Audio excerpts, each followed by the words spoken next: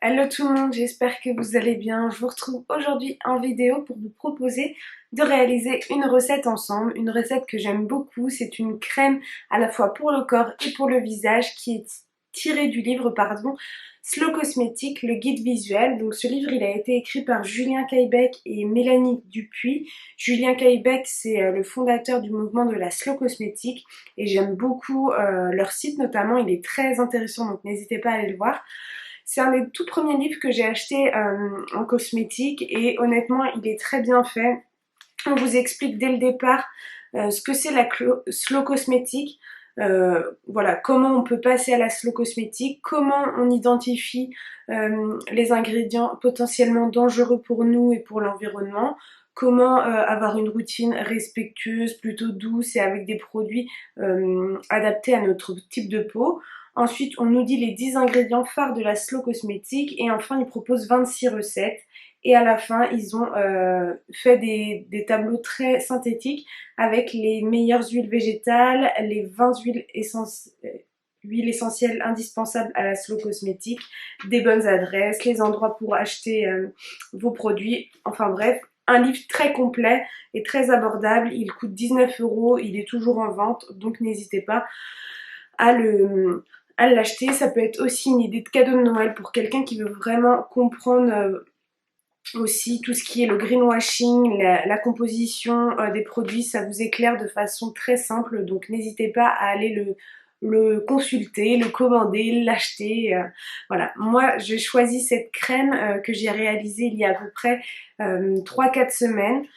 J'avais fait un pot de 200 millilitres et je suis à la moitié, je l'utilise quotidiennement, que ce soit pour le visage ou pour le corps. C'est une crème qui est adaptée à toute la famille et quasiment à tous les types de peau. Donc je vous mettrai la recette en barre d'informations et je mettrai la recette sur le blog avec le lien. Enfin bref, vous aurez toutes les quantités. En tout cas, elle est composée donc d'une phase aqueuse, d'une phase huileuse. Donc la phase aqueuse, c'est de l'eau ou de l'hydrolat. Moi, j'ai choisi de l'hydrolat de fleur d'oranger avec de l'eau. J'ai fait moitié-moitié. Et dans la phase aqueuse, on y ajoute du gel d'aloe vera et de la glycérine végétale qui sont des agents très émollients et très hydratants pour la peau et je pense que c'est ça qui fait la différence dans cette crème, c'est son côté très hydratant et pour la peau qui donne aussi une souplesse et une élasticité assez intéressante. Dans la phase huileuse, dans la recette, il propose de mettre de l'huile de jojoba. Pour ma part, j'ai mis de l'huile d'amande douce parce que c'est celle que j'utilise quasiment tout le temps dans mes cosmétiques. Je trouve que c'est une huile qui s'adapte à tous les types de peau. Elle est adoucissante et en même temps protectrice. Elle a une bonne stabilité, donc je préfère mettre celle-ci. Ensuite, il y a du beurre de cacao pour le côté nourrissant et protecteur. Il y a comme cire, il y a deux cires, donc la cire d'abeille et la cire émulsifiante Olivem 1000 qui permet de créer l'émulsion. Et enfin, il y a, si je ne me trompe pas, voilà, du conservateur à hauteur de 0,6%, donc en fonction de la quantité que vous faites. Et ils proposaient aussi, eux, de mettre 1 gramme d'huile essentielle. C'est vrai que moi, dans mes cosmétiques, je mets rarement des huiles essentielles, je les réserve plutôt à un côté médicamenteux plutôt que cosmétique, mais vous pouvez très bien en mettre à hauteur d'1 gramme. Moi j'ai choisi plutôt de mettre une fragrance cosmétique du site Aromatizy. Celles qui me suivent sur Instagram, vous savez que je suis une très grande consommatrice de leurs fragrances. Je les trouve de très bonne qualité et je privilégie celles sans CMR et sans allergènes. Voilà, par souci de santé aussi. Je trouve que c'est pas parce qu'on fait de la cosmétique maison qu'on doit justement venir mettre des produits qui vont être pas forcément très bons pour notre santé. Donc moi j'ai choisi la fragrance Musc Blanc et j'en ai mis à hauteur de 20 gouttes pour 200 grammes, donc c'est peu, j'en mets pas non plus énormément, faut pas que ça entête non plus, donc voilà.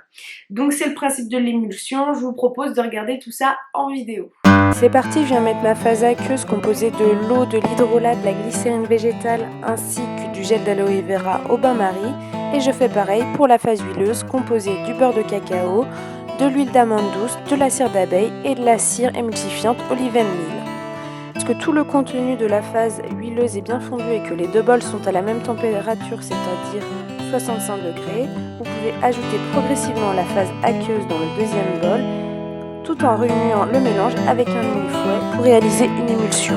On peut également utiliser un batteur électrique comme je le fais. Puis par la suite, vous pouvez ajouter 20 gouttes de fragrance cosmétique et 0,6% de Cosgar. Donc là, ici, j'ai mis 1,2 g et je reprends une nouvelle fois le batteur électrique pour que la crème épaississe. Pour finir, je viens verser ma crème dans des pots préalablement désinfectés. Je viens bien tasser pour éviter les bulles d'air et j'attends avant de refermer mes pots que la crème refroidisse pour éviter la formation de bactéries. Et voilà, ma crème est terminée. J'espère que cette vidéo vous aura plu. N'hésitez pas à liker la vidéo, à laisser un commentaire et surtout à vous abonner à la chaîne. A bientôt pour de nouvelles recettes.